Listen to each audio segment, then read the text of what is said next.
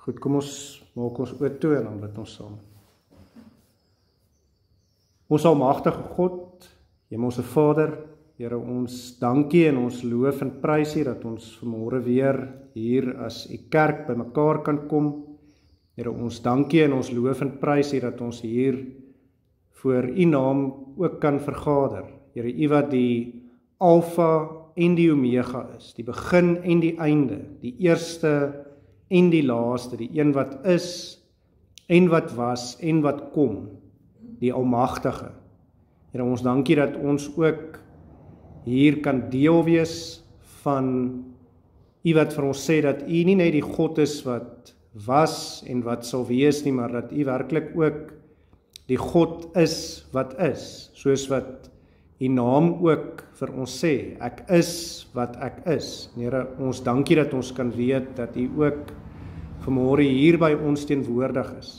Here, hier waar ons nou uit die woord gaan saamlees, waar ons gaan hoor wat U vir ons uit die woord wil sê, wil ons dan ook vra, Here, lei vir ons, rig vir ons, werk met die Heilige Gees deur ons hart en ons verstand, en gee dat ons werklik sal hoor wat U vir ons wil sê, dat ons dit in ons harte sal inneem, en dat ons ook dit in ons lewens sal gaan uitleef, om daardeur die lof en die eer en die heerlikheid wat U toekom, dan ook aan U te bring.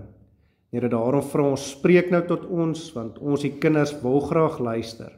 En ons bid dit alles as dit U wil is, in U groot en heilige naam, in die naam van Jesus Christus. Amen. Goed, so vanmôre wil ek vir ons lees in 1 Konings 11, maar net so kortliks weer agtergrond. Ons het in 'n sekere sin, verlede Sondag het ons die hoogtepunt, wil ek amper sê, van Salomo se ryk as koning gesien, hy die tempel klaargebou vir God, daar op Sionsberg, maar nou wil ek ook sê, onthou, ons het so tussendeur, het ek gesê, ons het die rooi ligte gesien flikker so onder die vyeblare deur, soos ek het verlede Sondag ook gestel het, en ek wil vir ons net die draad so kortliks optel van wat gebeur in die res van 1 Konings 9 en in 1 Konings 10, net baie kortlik, so wat ons verder dan sien, ek wil vir ons verse 20 en 21 van 1 Konings 9 uitlig, dis nou na die tempel gebou is en na die tempel ingewy is, en dan lees ons in die verse wat volg daar in 1 Konings 9, al die mense wat oorgebly het van die Amoriete, die Hettiete, die Feresiete, die Hewiete en die Jebusiete, wat nie uit die kinders van Israel was nie, hulle kinders wat na hulle in die land oorgebly het, wat die kinders van Israel nie met die banvloek kon tref nie, die het Salomo laat opkom vir dwangarbeid tot vandag toe, so sê die skrywer. Nou, hier moet ons iets raak sien, ons sien dwangarbeid is die woord wat vir my hier uitstaan, en wat ons onmiddellik hier sien, is weer rooi ligte wil ek sê, wat flikker. Hier sien ons 'n omgekeerde Egipte situasie.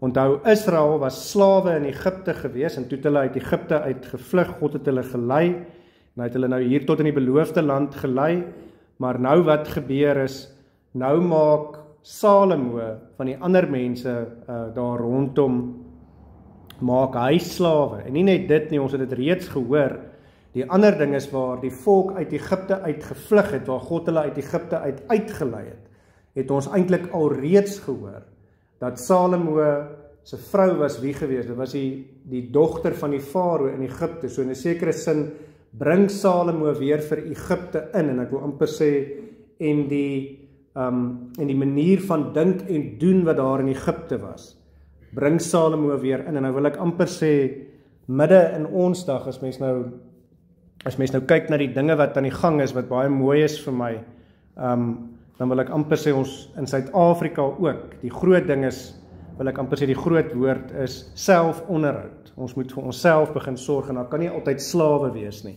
en ons moet ook onsself nie sien as slawe nie, maar elke een moet sy eie volk, met sy eie kultuur wees. Maar goed, en dan in 1 Konings 10, dit is die volgende wat dan gebeur, dan sien ons natuurlik, aan die begin van die hoofstuk, dan kom die koningin van Skeba, sy kom al die pad na Salomo toe, en sy beskryf ook, sy sê hy is so wys, en sy het nie geglo dat hy so wys is, en soveel roem en soveel weelde en soveel rykdom kan hê soos wat almal beskryf het nie, maar ook sy kom. En sy word ook, wil ek amper sê, as 'n baie wyse beskryf, maar sy sê waarlik, Salomo is wys en sy rykdom is verskriklik baie meer as wat 'n mens jouself kan indink. En dan wil ek net so 'n paar verse uitlig, enkele verse in die res van 1 Konings 10, en dan gaan dit nou oor Salomo se weelde en sy rykdom wat vir ons beskryf word. En ons lees in vers 18 tot 20 eerstens.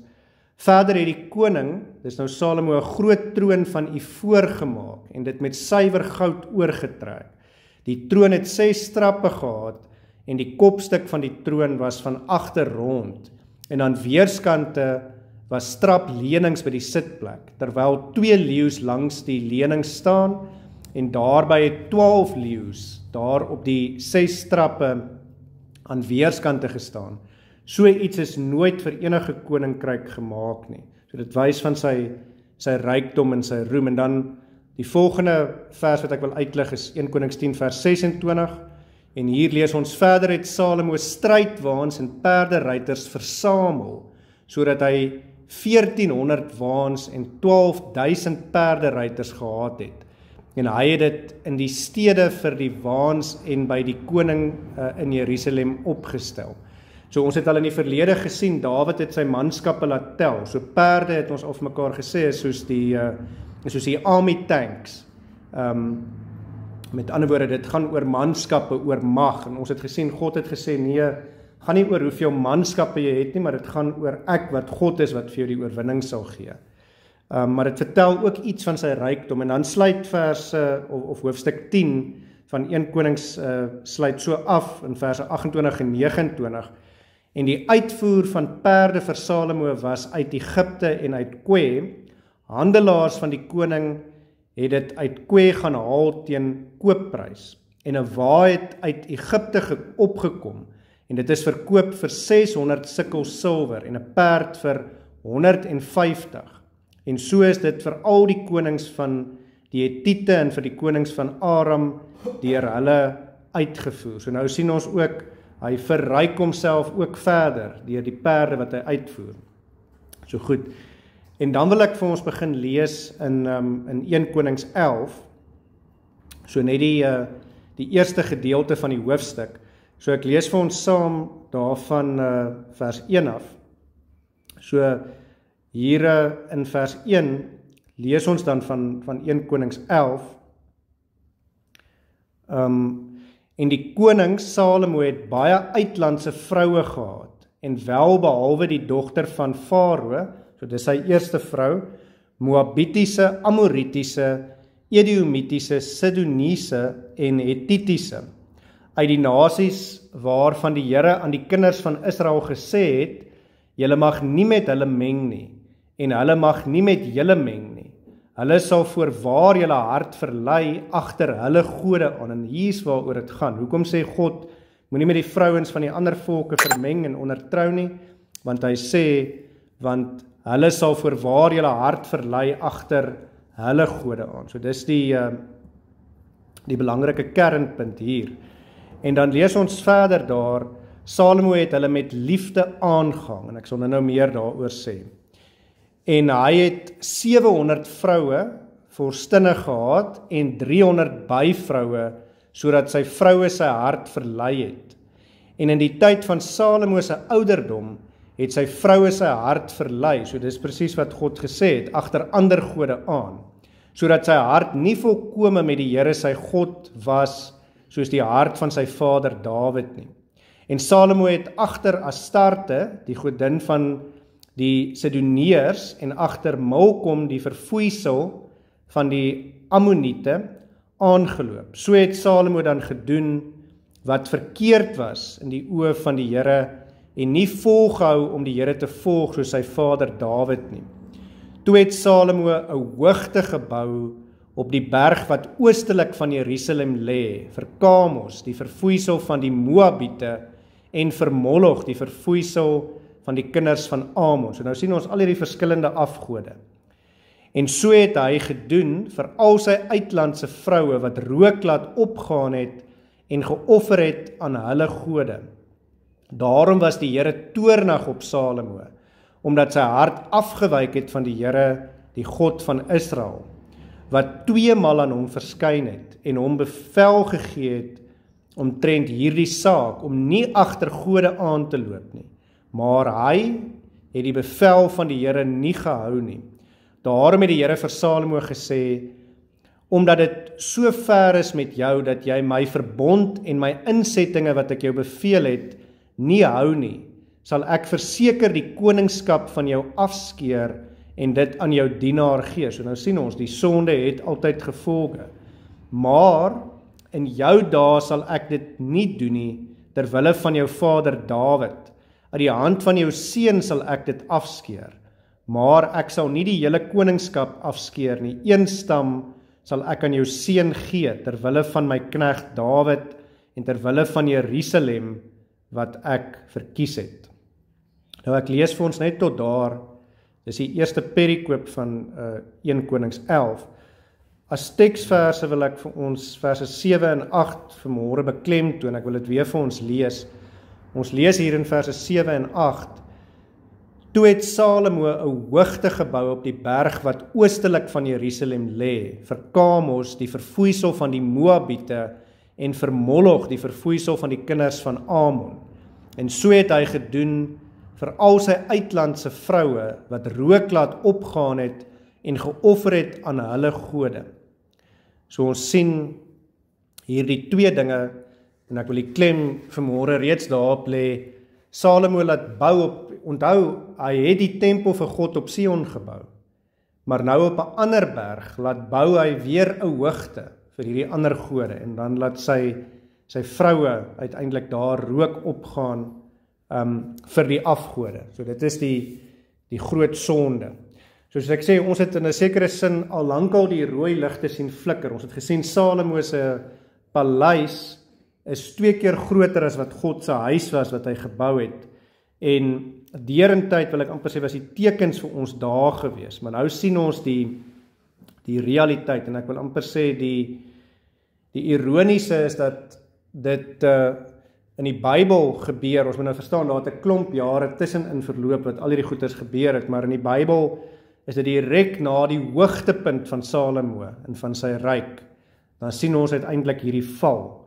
En in 'n sekere sin kan ons vir mekaar die vraag vra, hoekom is daar al hierdie moeite gedoen om vir ons te wys hoe goed is Salomo, hoe eerlik is sy hart, wil ek amper sê, wanneer hy nie vir die Here vir hierdie rykdom en vir mag vra nie, maar wanneer hy net vir wysheid vra, en hy word uit en uit, wil ek amper sê, in die eerste stuk gewys, as hier is nou die man van God, hier is die ou wat die dinge gaan reg doen, en dan uiteindelik dan sien ons, dan faal hy, wil ek amper sê, die ergste van almal. In 'n sekere sin is hy die eerste ou wat baie vroue vat, en ons sien net hoe baie vroue hy uiteindelik vat, altesaam die 700 vroue wat gesê word is vorstinne, en die 300 byvroue is 1000 vroue, en ek sal nou meer uiteindelik daaroor sê. Die eerste ding wat ons sien, is ons sien natuurlik dat dit word vir ons beskryf dat hy hierdie vroue hier in die tweede vers uit die nasies waarvan die Here aan die kinders van Israel gesê het, julle mag nie met hulle meng nie en hulle mag nie met julle meng nie. Hulle sal voorwaar julle hart verlei agter hulle gode aan, en dan lees ons hier Salomo het hulle met liefde aangang in vers 2 se einde. Salomo het hulle met liefde aangang. En dit is belangrik want dit moet ons herinner en die lyne vir ons onmiddellik terugtrek na die tuin van Eden toe. Onthou daar in Genesis 2 wanneer God uiteindelik vir Adam en Eva geskaap het, en wanneer hy vir Eva uit Adam se ribbebeen, en ek sal nou meer daaroor sê, gemaak het, dan sê God daar in Genesis 2 vers 24, daarom sal die man sy vader en sy moeder verlaat en sy vrou aankleef, en hulle sal een vlees wees. Maar wat hier gebeur, sien ons, is 'n dubbele sonde in 'n sekere sin. Dis nie net die verbreeking van hierdie opdrag van God in die enkelvoud, Salomo sal sy vrou aankleef nie, maar nou het hy vroue wat hy aankleef, en hy kleef ook hulle gode aan. So dit is die groot sonde hier. So met ander woorde, wat as mens nou dieper hier ingaan, op troues hoor mense dit baie keer dat hierdie vers gebruik word en gesê word, dit gaan oor die man moet sy vader en sy moeder verlaat, en dit gaan ook oor die gedagte met Abraham, verlaat die verlede en kleef dit wat God vir jou gee aan. God gee vir jou die vrou as hulper vir die man, en vir die vrou, die man as hulper, maar ook as hoof, soos wat hy die hoof is. So die gedagte is, verlaat die sonde, kleef vir God aan en dit wat God vir jou gee. Maar Salomo doen hier die teenoorgestelde. So dit gaan ook oor die bruid van Christus wat ons is, wat ook die bruidegom moet aankleef, soos wat hy ons aankleef vir ons te wys, hy is bereid om sy lewe vir ons te gee. Maar ons sien Salomo doen hier uiteindelik die teenoorgestelde. En dan as ons so kortliks kan praat oor die byvroue, so daar's alreeds 700 vroue, ek weet nie hoe hierdie ou dit reg gekry het nie, om by te hou nie, maar in elk geval, so daai 700 vroue kan ons aan die een kant sê, ja, dit is so, hulle is dalk almal daar om, wil ek amper sê, vredesverdra en vir allerhande verbonde en allerhande politieke redes het hy met al hierdie vroue getrou, maar dan is daar ook hierdie byvroue, en die byvroue wil ek amper sê, het geen ander doel by Salomo nie. Dit gaan uit en uit oor, hulle moet vir hom kinders gee, en dit gaan oor, hulle is doodeenvoudig daar, wil ek amper sê, daar's geen, as mens die situasie verstaan hoe die byvroue gewerk het, daar's geen verhouding tussen Salomo en hierdie byvroue nie. So ek sê, hulle is uit en uit daar, nie net om vir hom kinders te gee nie, maar vir sy plesier, vir seksuele plesier, so maklik soos dit.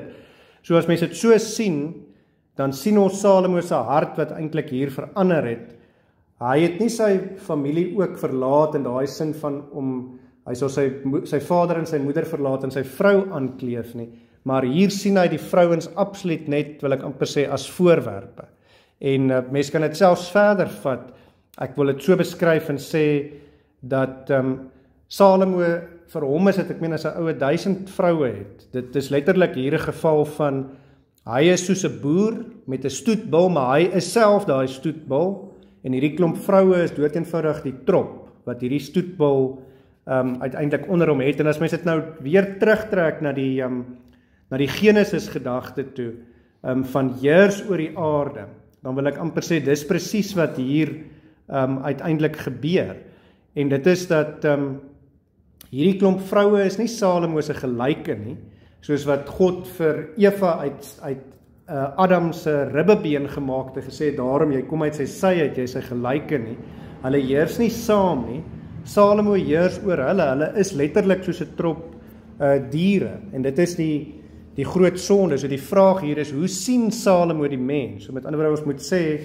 Salomo se rykdom het, hoe hy na mense kyk, verander, selfs sy eie vroue, beskou hy nie as sy gelyke nie, maar hulle is maar net middele, wil ek amper sê, tot sy groter doel, en om sy rykdom en sy koninkryk en sy nageslag uiteindelik te vermeerder.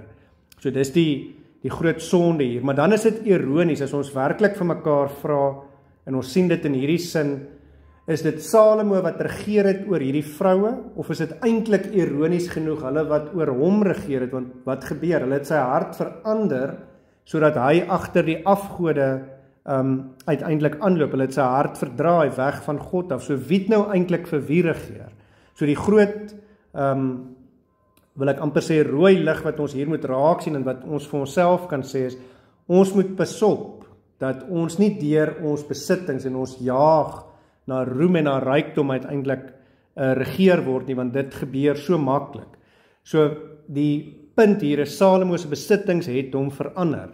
En vir Salomo het dit uit en uit gegaan, sy fokus het gedraai, waar hy op God gefokus het, waar hy vir God gesê het, ek wil 'n wyse koning wees, gee vir my wysheid, laat ek u koninkryk, die mense wat u vir my gee, tot eer van u naam kan regeer, en kan adviseer met die wysheid wat u vir my gee, sien ons Salomo se, nadat God hom seën met al hierdie weelde, met hierdie rykdom, met hierdie oorvloed, dan verskuif sy fokus uiteindelik na die drie dinge van die wêreld, na seks, geld en mag, en dit is uiteindelik die uiteinde daarvan.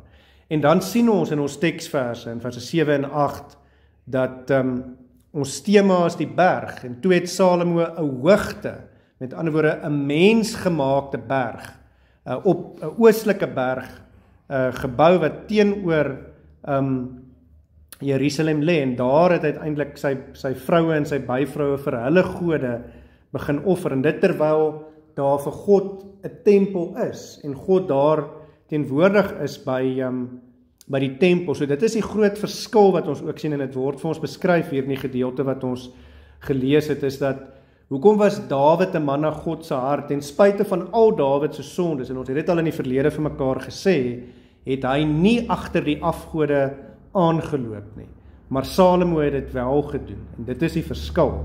Maar as ons hierdie teksverse van ons so 'n bietjie uitmekaar uit nog verder trek, dan sien ons nou, Salomo maak hierdie mensgemaakte hoogtes, en hy sit dit ook op 'n berg oos van Jerusalem, wat ons ook moet onthou, met ander woorde, die berge is die hoogste plekke, so ek wil in 'n sekere sin sê, Sion en die tempel kan van waar hulle is, kan hulle, as hulle oos kyk, kan hulle hierdie ander berg waar hierdie hoogtes bou, waar hierdie afgode offers het, hulle kan mekaar sien. So ek wil in 'n sekere sin sê, ons hoor baie keer dat dit word in die Bybel herhaal, en ons het dit al gehoor, dat daar word gesê, en God is geterg, en ek wil ook amper sê, dis ook 'n manier hoe God in 'n sekere sin, dalk al is dit ook sonder dat Salomo dit besef het, maar God word geterg, want waar God is in sy tempel, waar hy homself op Sionsberg gevestig het, teenoor hom, in sy aanskoue, sodat hy kan sien, word uiteindelik die afgode se altaars gebou, en vir hulle rook laat opgaan, so met ander woorde, word vir hulle geoffer. En as ons dit terugtrek na onsself, dan moet ons vir onsself eerlikwaar die vraag vra, as ons altyd vir mekaar sê, en ons dit maar kan weet, God sien alles, en God weet alles. Hoeveel keer is ons nie ook besig, wil ek amper sê, om so Salomo van ouds, en soos die kinders van Israel van ouds, vir God te terg nie, wanneer ons weet dat hy alles sien, en dat hy alles weet, dan maak ons die bewuste keuses, om uiteindelik so Salomo, uiteindelik agter ander gode aan te loop, en dit is baie keer die afgode, is dit wat ons bo God kies, dit wat vir ons belangriker is as God. So deur dit te sê, wil ek ook die gedagte tuis bring, ons is niks beter as Salomo nie, ons moet nie dink Salomo is nou hierdie vreeslike sondaar nie, ons moet besef, ons is net so sondig, uiteindelik so Salomo. Maar wat ek verder wil hier uitwys, is dat behalwe daarvoor sien ons ook, soos ek gesê het, dat wanneer daar nou vir hierdie afgode geoffer word, dit maak nie saak waar dit presies is nie, maar dit is in 'n sekere sin, soos ek gesê het, 'n simbool daarvan, en ek wil dit weer beklemtoon, dat uiteindelik God geterg word, maar ook dat die mens, en hier is nou die belangrike ding vir vanmôre, die mens maak sy eie mensgemaakte, of die groot moeilike woord is die pseudo, of in 'n makliker gesê, die mens maak sy eie skyn, dis nie 'n werklike nie, dis 'n skyn, soos wat ons sê, iemand is skynheilig, die mens maak sy eie pseudo, of sy eie skyn, kosmiese berg, want waaroor gaan dit hier? Die mens sê as te ware vir God, nee, ek weet beter, ek sal my eie berg bou, my eie kosmiese berg gee, en op my eie manier, vir my eie gode, sal ek uiteindelik offer, of anderster gestel, wil ek dit sê, die mens sê, ons sê baie keer vir God, dit is nie noodwendig 'n letterlike afgod wat ons aanbid nie, maar baie keer maak ons van God 'n afgod in die sin van, ons wil God, wil ek amper sê, voorstel en uitdruk en hom aanbid op ons manier, soos wat dit ons pas. Wanneer die Bybel vir ons sê, nee, jy mag nie dit doen nie, dan wil ons dit nie so lekker hoor nie, maar ons wil God in ons prentjie en in ons boksie uiteindelik indruk. So dan is dit nie meer die ware God nie, maar dit is weer eens 'n mensgemaakte God. En dis wat ons ook baie keer doen. Ons dink ons kan ons eie kosmiese bergie bou, en ons kan ons eie God maak, soos wat ons sou wil hê, wat by ons manier van dink en doen uiteindelik aanpas. Maar dan as ons verder hier lees, dan lees ons nou van al hierdie gode vir wie geoffer is op die berg deur hierdie vroue. Maar daar's een wat ek wil uitlig met 'n gedagte, en dit is, ons lees daar van Moloch, die god van die Ammoniete. Nou, dit word nie spesifiek hier gesê nie, maar ons weet dit, dat uit die verlede uit, as mens nou skrif met skrif vergelyk, dan is dit wel al in die verlede gesê, voor ons hier by 1 Konings 11 kom. Moloch, die god van die Ammoniete, die Ammoniete het vir Moloch hulle kinders geoffer. So hy was die god vir wie kinders geoffer is. En so hulle het letterlik hulle kinders, en ons het al so 'n bietjie daaroor gepraat, dit saam met die hele gedagte gaan van die tempelprostitusie en die ek nou sê ek die aborsies, maar die kinders wat gebore word by die prostituie as gevolg van die tempelprostitusie en hulle gelowe, want daar was prostituie by hulle tempels, by hulle afgode, dit was deel van hulle aanbidding. En dan word daardie kinders, wil ek amper sê, geaborteer. Of wanneer hulle gebore is, word hulle vir Moloch onmiddellik geoffer. Dis hoe hulle dit gesien het. So dis hoe siek dit was. Maar nou wil ek dit weer terugtrek na vandag toe, en ek wil nie oor aborsies vandag praat nie, maar ons moet vir mekaar sê, ons is weer uiteindelik vandag daar. As ons nou, ek het nou onlangs weer syfers gesien. Hulle praat van 73 miljoen aborsies per jaar oor die wêreld. En ons weet daar is in baie lande, en Suid-Afrika is een van hulle, is daar letterlik 'n stryd vir die ongeborenes, vir die aborsies. En dit, as ek so vinnig daaroor nog iets kan sê, ons moet onthou, ons as Christene glo, die oomblik van konsepsie, wanneer die spermsel en die eiersel by mekaar kom, dan is dit lewe, dan is dit 'n mens, en op die 8ste dag is daar al 'n hartklop. So met ander woorde, en hierdie is 'n ding waarvoor ek kyk baie debatte en goeters daaroor, is baie interessant wat mense se sienings oor hierdie ding is, maar dit is 'n lewe wat geneem word, en in 'n sekere sin, met al hierdie aborsieklinieke en goeters oor die wêreld heen, en in Suid-Afrika is dit net so groot probleem, is ons ook as te ware besig om ons kinders te offer. Hoekom? Vir seks. Dis waaroor dit gaan. Wat was Salomo mee besig met al sy byvroue? Ek sê nie hulle het almal aborsies gehad of hulle kinders noodwendig geoffer nie. Die Bybel sê dit nie vir ons nie. Ek trek net die lyn vir vandag of na vandag toe, en ek sê waarmee is ons ook besig wanneer ons al hierdie dinge toelaat en wanneer ons sien dat dit 'n werklikheid is in die wêreld waar ons onsself bevind. Maar soos ek sê, ek wil nie verder daarin ingaan nie, maar die lank en die kort antwoord is meeste Bybelgeleerdes wat hulle sout werd is, sien dit dan ook so dat aborsies, daar is gevalle waar dit gaan oor dan moet 'n aborsie wees, en ek sê mos ek wil nie nou daarop ingaan nie wat die vrou se lewe moet gered word. Ek praat nie daarvan nie as dit uiterste gevalle is nie. Ek praat uit en uit van wanneer dit gaan oor ek is dood eenvoudig, mans en vrouens is losbandig, hulle gee nie om wat hulle doen nie, en dan moet die kindjie wat daar uitgebore word, hy moet doodgemaak word as gevolg van hulle nalatigheid, wil ek amper sê, en hulle losbandigheid. Maar om terug te kom by die gedagte, soos ek sê, so meeste teoloë wat hulle sout werd, sien dit dan ook so, dat daardie aborsies is letterlik 'n offer. Jy kan maar sê Moloch, maar daar is nie so iets soos Moloch nie, dis alles maar vir die duiwel, dis die lank en die kort. En dan om terug te kom van die punt af, van daai punt, dan wil ek amper sê, die vraag wat ons kan vra, en weer eens, en ons het dit nou al gevra, is Salomo het dan alles gehad. Ek meen, wat wil hierdie ou meer hê? God gee vir hom wysheid, God gee vir hom al die rykdom en die besittings wat hy wil hê. Ons hoor van sy groot paleis, ons hoor van die goud en die weelde van sy troon, die voor wat met goud oorgetrek is. God gee vir hom sekuriteit. Ons het gehoor dat sy ryk was die grootste tot by Egipte gewees. Almal kom na Salomo toe, hulle vra vir hom vir wysheid, hulle vra vir hom vir raad, hulle kyk op na hom, hy is, wil ek amper sê, die koning onder die konings van die aarde. Ek wil amper vra, wat wil Salomo nog hê? En dan sien ons tog val Salomo nog steeds in die sonde.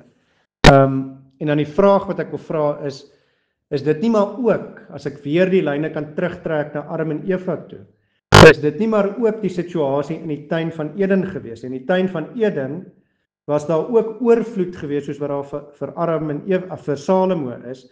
Hulle het alles gehad, daar was vir hulle genoeg om te eet, dit was vir hulle 'n maklike lewe gewees, alles het hulle gehad, behalwe die vrug van die kennis van goed en kwaad.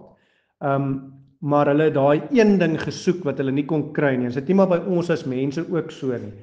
Selfs alles is nie vir ons genoeg nie, ons soek altyd meer en meer, en dis die groot moeilikheid met mammon, met die geldgod, maar dit kan ook mag wees of roem wees wat ons altyd jaag. Maak nie saak hoeveel ek het nie, en ons sondigheid sal ons altyd vir meer soek, en dis Salomo se groot sonde ook hier gewees. Maar nou as ons na Salomo kyk, dan sien ons dis nie net dit nie, want onthou ons het eintlik al vir mekaar gesê, toe ons gesê dat Salomo vir God vir wysheid gevra het. Salomo het as te ware ook daai vrug van die kennis van goed en kwaad gepluk en hy het hom geëet, wel op God se terme, maar Salomo het ook dit gehad, want God het vir hom die wysheid gegee. So wat kom hy nou nog kort? Dis eintlik die vraag wat ons hier kan vra. En dan sien ons selfs dit, was dit eintlik nie vir Salomo genoeg nie. Hy jaag na nog rykdom, na nog weelde, na nog roem, ek wil amper sê, en na nog vroue. En dit is uiteindelik sy groot val, is sy jaag, nie meer vir God te soek nie, maar om wêreldse dinge te soek, soos ek gesê het, seks, geld en mag. Dis op die ou ende waarop dit neerkom, en daarom uiteindelik wys God weer, soos wat Paulus in die Nuwe Testament sê, hy vat die wysheid van die wêreld, Salomo wat die wysste onder die wystes was, en hy draai dit op sy kop, en hy wys vir ons die wysheid van die wêreld is eintlik dwaasheid voor God, want dis 'n gejaag na wind, en dit beteken uiteindelik niks nie. Nou wat is die les wat ons hieruit moet leer? Dis wat ons vir onsself moet vra. Die les wat ons hieruit moet leer en wat ons na onsself toe kan terugbring, is uiteindelik dat deur hierdie geskiedenis en deur die verhaal van Salomo wys God ook vir ons in die werklike geskiedenis. Want daar's geen twyfel dat Salomo bestaan het en dat hy 'n koning was nie. So maar wys God vir ons dat die mense hart kan ook nie oorvloed hanteer nie. So daar's daai ou spreekwoord wat sê enige iets wat te is baie gevaarlik. Enige iets wat te is te.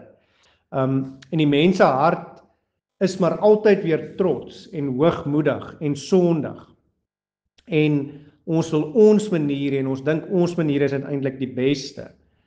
En dan as gevolg daarvan, dan moet ons verstaan, dis hoekom daar sonde in die wêreld is, en die sonde het altyd gevolg, en dan kom Salomo uiteindelik tot 'n val. God doen wat hy gesê het hy sal doen, en uiteindelik gaan Salomo dood, en Salomo se seun word dan uiteindelik, wanneer hy dood is, word in sy plek koning, en dan is daar 'n geleidelike verval. Onthou op daardie stadium is Israel, al die stamme is nog verenig, maar wanneer Rehabeam, Salomo se seun, uiteindelik koning word in sy plek, dan verdeel die noord en die suidryk, so dan skeer die ryke, daar's, wil ek amper sê, amper burgeroorlog wat plaasvind, hulle beklei teenoor mekaar, en die ryke skeer, en nou word dit 2 koninkryke, die noordryk wat Israel is, die 10 stamme, en dan uiteindelik die suidryk, soos ons nou gesien het, wat eintlik Juda en 'n gedeelte van die Levitiese stam is. So die lank en die kort is, die gevolge is dan letterlik ook daar te sien in die geskiedenis. Salomo het die verbond van God verbreek, dis wat hier gebeur, en God doen wat hy gesê het hy sal doen. Salomo gaan dood, Salomo se seun word koning, die ryk word verdeel en uiteindelik stelselmatig verwoes. Dan kom die Babiloniërs en die ander nasies, en hulle kom voer uiteindelik oorlog teen Israel, hulle verslaan vir Israel. Die Syriërs is die ander naam waarna ek soek. Israel word in ballingskap weggevoer, en uiteindelik word die tempel verwoes, die tempel wat op Sionsberg gebou is, hy word afgebreek en heeltemal verwoes. En uiteindelik sien ons dat omdat Israel en Salomo as hulle koning, wat hulle leier is, nie gehoorsaam was nie, pluk hulle die vrugte van hulle dade, die sonde van die gevolge van die sonde is sigbaar daar. So wat belangrik is wat ons moet raak sien, is die verbondsbeloftes wat daar was. Onthou, God het 2 keer na Salomo toe gekom, soos wat ons dit hier ook lees. Daardie verbondsbeloftes, en wat is die verbondsbeloftes nog altyd van Abraham se tyd af gewees, is 3 dinge. Dis God sê, ek sal julle God wees, eerstens ek sal met julle wees. Tweedens, ek sal vir jou 'n nageslag gee, Abraham. Ek sal sorg dat julle uitbrei, dat julle geseën is. En dan die derde ding is, ek sal vir julle landgebied gee. So Salomo was die koning. Maar ons sien, dit word weggeneem. So eerstens, ek sal julle God wees. God was teenwoordig in die tempel, maar die tempel word afgebreek, en wil ek amper sê, en daarmee God se teenwoordigheid onder Israel, wat dan ook simbolies weggeneem word. God onttrek homself weer van die volk. Die tempel word afgebreek, die volk word in ballingskap weggevoer, met ander woorde, hulle is hulle land, is hulle kwyt, hulle verloor hulle land, en uiteindelik ook die gedeelte van, ek sal vir jou 'n nageslag gee, Want wat gebeur in die ballingskap? Wat is ballingskap eintlik, as ek dit so vinnig weer kan verduidelik? Ballingskap is hierdie volke kom, hulle val vir Israel aan, of wie die nasie ook al mag wees, en dan verdeel hulle mense. Hulle sê vir die wil ek amper sê vir die soldate en die goeders en die goewerneurs wat daar hoof is, jy verdeel hierdie mense, jy vat die pa na een land toe en jy maak hom daar 'n slaaf of wat ook al, dat hy daar tussen mense werk.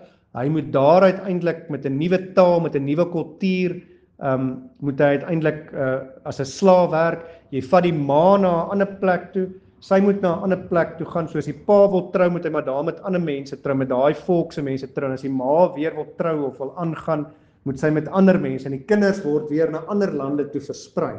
So families word heeltemal opgebreek, kulture, tale, alles is heeltemal daarmee heen. Dis die doel van 'n ballingskap. Jy gaan oorwin daai mense en jy vat hulle en jy laat hulle, die groot woord is assimileer.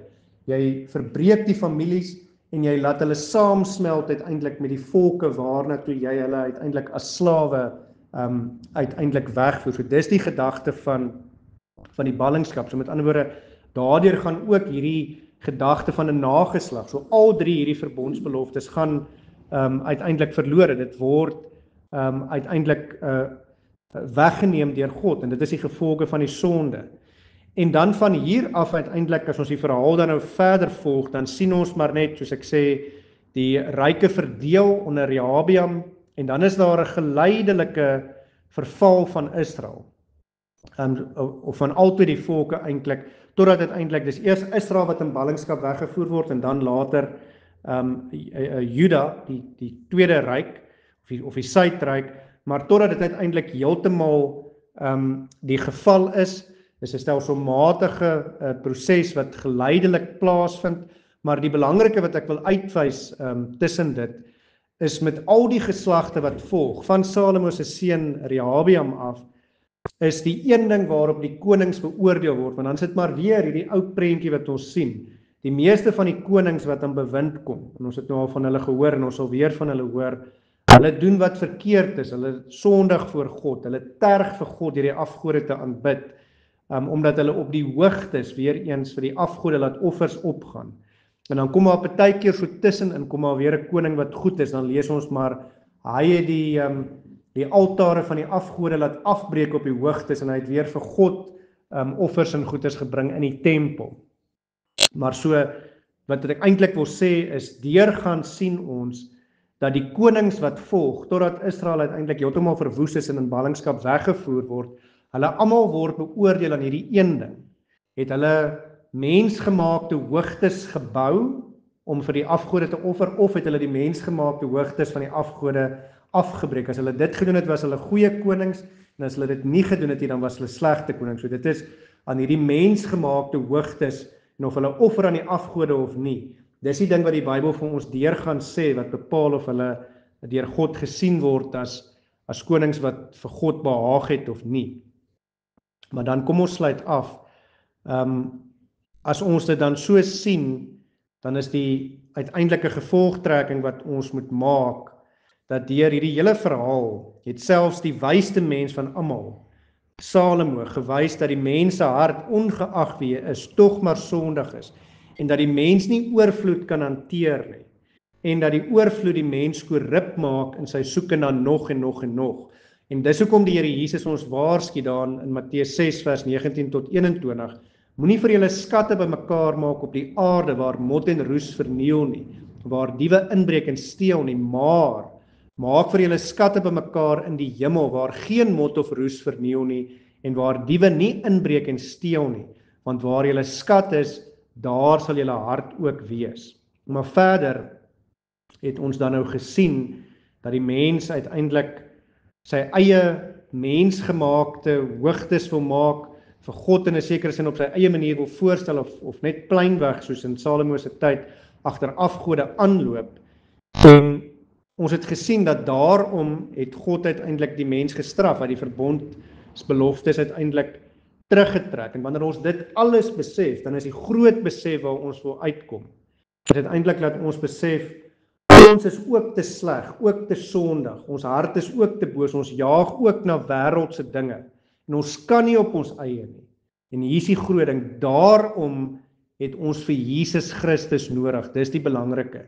Jesus, wat nie met 1000 perde en met goue strydwaans en groot roem en in groot eer, uiteindelik met goue palmtakke, soos wat ons gesien het daar in die tempel is, uiteindelik kom nie. Maar Jesus wat op hierdie Sondag, wat ons noem Palmsondag, dis die laaste Sondag wat Jesus Jerusalem ingekom het, voor hy gekruisig is. Jesus wat op hierdie Sondag in nederigheid vir Sion, vir Jerusalem ingekom het op 'n donkie. En ons lees daarvan in Matteus 21 vers 5 lees ons, dis hierdie profesie wat hier bewaarheid word. Sê vir die dogter van Sion, kyk, jou koning kom na jou toe sagmoedig en hy sit op 'n esel, ja, 'n jong esel, die vol van 'n pakdier. Johannes beskryf dit in Johannes 12 vers 13 of 12 en 13. Die volgende dag het 'n groot menigte feesgangers toe hulle hoor dat Jesus na Jerusalem kom. Onthou Jerusalem en Sion is een en dieselfde plek. Palmtakke geneem, nie goue palmtakke nie, gewone palmtakke geneem en uitgegaan om tegemoet en geroep, Hosanna. Geseënd is hy wat kom in die naam van die Here, die koning van Israel. En in Matteus 21 vers 9 word dit verder beskryf, en die skare wat voor hom geloop het en wat gevolg het uitgeroep en gesê, Hosanna vir die seun van Dawid. So hier word die geslagslyn, hy is uit Dawid se geslagslyn gebore. Hoekom? Wat God het getrou gebly ten spyte daarvan dat die mens nie getrou gebly het nie. Hosanna vir die seun van Dawid, en geseënd is hy wat kom in die naam van die Here, Hosanna in die hoogste hemel. So Jesus kom in nederigheid, nie na die afgode se berge toe nie, hy kom na die regte plek toe, hy kom na Jerusalem toe, na Sion toe, en hy kom op 'n esel.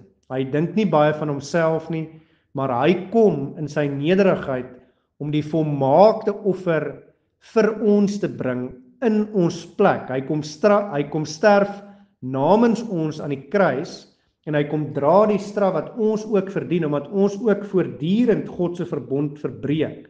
Daardie straf en daardie toorn uiteindelik kom dra hy op hom, en kom neem hy op hom in ons plek. En deur vir ons te sterf, en deur vir ons te oorwin, deur op die derde dag weer uit die dood uit op te staan, maak Jesus uiteindelik weer daardie verbondsbeloftes, wat in 'n sekere sin van ons af weggeneem is en weggeneem behoort te word, maak hy vir ons weer 'n werklikheid. So hy kom weer, en wanneer ons praat oor God het gesê, ek sal 'n God wees, ek sal met julle wees, dan kom hy en hy kom maak dit werklikheid. En wat word vir ons gesê? Hy sal genoem word Immanuel, God met ons, en as gevolg van die feit dat hy oorwin het, stuur hy ook sy Heilige Gees uit. So daarom weet ons, soos wat hy vir sy disippels sê, voor hy opvaar na die hemel toe daar in Matteus 28, en ek sal met julle wees al die dae, tot aan die volëinding van die wêreld. So Jesus kom verseker dat daai verbondsbeloftes vir ons werklikheid is. So die eerste ene, dat God ons God sal wees, dat hy met ons sal wees, hy is Immanuel, sy Heilige Gees woon in ons hart.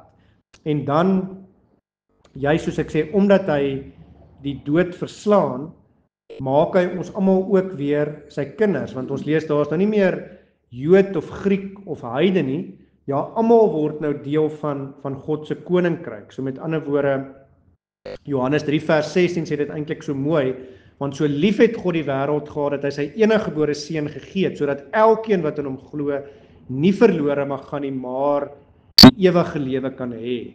So en dit bring ons terug na uiteindelik Genesis 12 vers 3 toe. God wil al die geslagte van die aarde gebruik, almal wat in hom glo, om 'n seën te wees uiteindelik vir al die geslagte van die aarde. So Jesus, deur uiteindelik vir ons te oorwin, maak hy vir ons ook erfgename van die ewige lewe. So hier sien ons, nie net deur ons nou deel te maak van sy familie, maak hy ons deel van hierdie tweede verbondsbelofte om te sê, maar dat ek gaan vir jou 'n groot nageslag hê, want hy maak ons deel van sy groot nageslag, maar ook, ons het nou al baie keer Galasiërs 3 gehoor, omdat Jesus die dood oorwin het, en uit die dood uit opgestaan het, is ons deur hierdie geloof, wat die Heilige Gees in ons harte werk, uiteindelik ook kinders van God. In Galasiërs 3 sê, as julle aan Christus behoort, dan is julle die nageslag van Abraham en volgens die belofte erfgename. Erfgename waarvan? van die ewige lewe. En dit is uiteindelik ons grondgebied wat hy vir ons kom gee. Ons grond is die ewige lewe, die hemel. Nie net sommer enige stuk grond nie, maar die belangrikste stuk grond, daar waar die strate weer van goud sal wees. So Johannes 3 vers 36 sê ook, hy wat in die Seun glo, het die ewige lewe. En dis Jesus wat dit vir ons uiteindelik kom moontlik maak.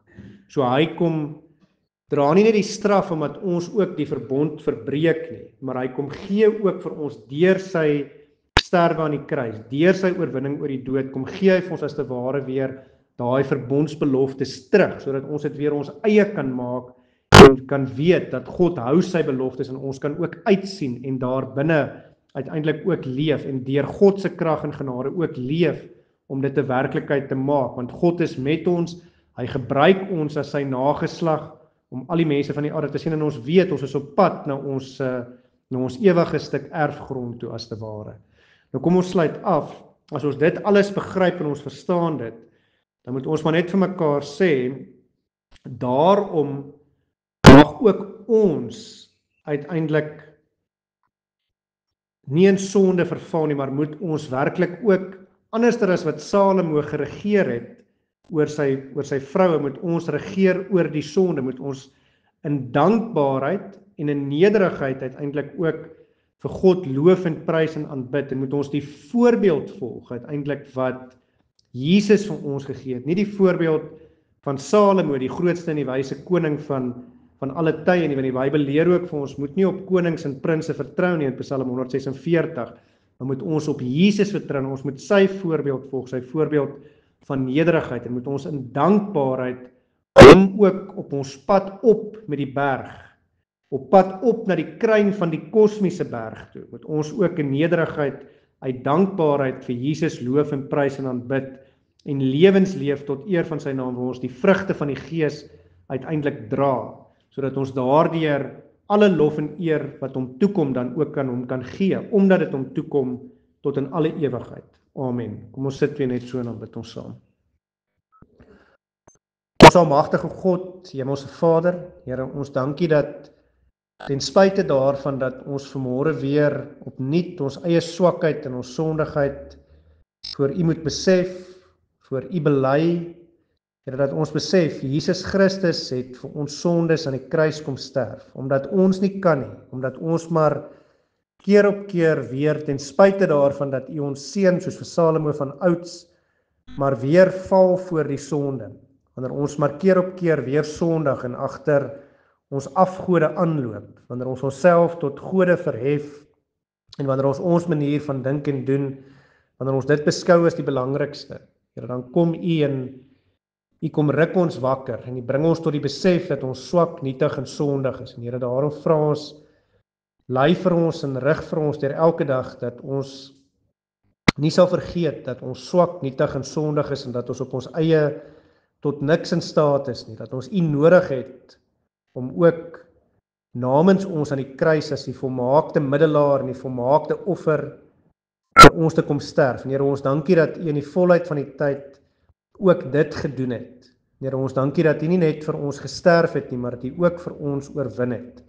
Dat U deur U oorwinning ook vir ons verseker, dat U is met ons, U is ons God, dat ons U kinders is en deel is van die groot nageslag van Abraham, en dat ons ook deur U gebruik kan word om ook verder daardie belofte ook uit te leef, dat ons ook 'n seën sal wees vir al die geslagte van die aarde. Here, ons dankie dat U ook vir ons die ewige lewe as erfporsie dan ook gee. Here, dit alles nie omdat ons dit verdien nie, maar eintlik ten spyte daarvan dat ons dit glad nie verdien nie. Here, wanneer ons dit alles besef, dan besef ons alles is maar net genade uit U hand uit. En daarom vra ons, Here, gee dat ons werklik sal antwoord met lewens van dankbaarheid, waar ons nie ons eie kosmiese bergies sal bou nie, en daardie berge sal altyd maar weer val, maar dat ons werklik op die groot kosmiese berg, as te ware op Sion van ouds, dan ons op daardie berg sal besig wees om bergklimmers te wees, op pad terug op na U toe, U wat die koning van die konings is.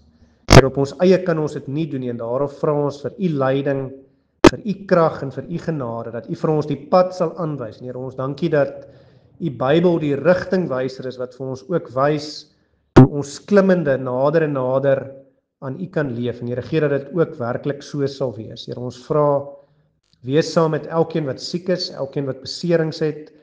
Lei ons en rig ons deur elke dag, bring vir ons genesing en maak vir ons gesond. En Here, waar ons in hierdie week wat voorlê ook gereed maak om eerskomende Vrydag, as dit u wil is, Goeie Vrydag te vier, wil ons ook vra, maak dit in hierdie week ook rustig en stil in ons harte. Gee dat ons die grootsheid van dit wat ons in die geskiedenis op ons Christelike kalender dan ook vier, dat ons dit ook sal besef. Here, as dit u wil is, dan vra ons ook, behoed en bewaar ons deur hierdie week, en as dit u wil is, bring ons ook weer Vrydag hier bymekaar, om ook die kruisiging van ons Here Jesus vir ons te vier, omdat ons ook weet, dat dit nie by die kruisiging eindig nie, maar dat dit ook volgende Sondag by die opstanding eindig, daar die kruisiging vir ons, maar ook die opstanding vir ons. En Here, daarom wil ons u in alles loof en prys en dank, en saam bely dat waarlik die lof en die eer en die heerlikheid, die krag en die majesteit en die koningskap kom u toe tot in alle ewigheid. En ons bid dit alles as dit u wil is, in u groot en heilige naam, in die naam van Jesus Christus. Amen.